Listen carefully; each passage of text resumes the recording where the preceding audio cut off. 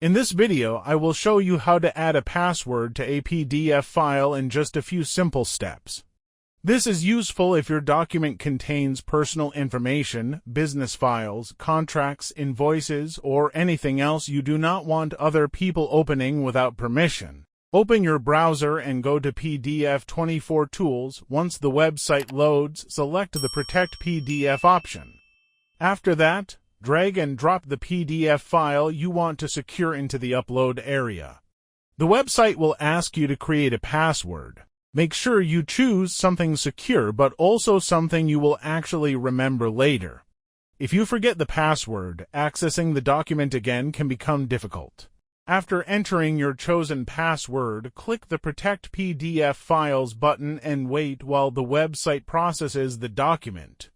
This usually takes only a few seconds. When the process finishes, download the new protected PDF file to your computer. From now on, anyone who tries to open that PDF will need to enter the password first. This is one of the easiest ways to protect important documents without installing additional software and works directly from your browser. Thanks for watching. I would be very happy if you would become one of the subscribers of this channel. Check out the suggested videos and also leave a like under this video. See you soon.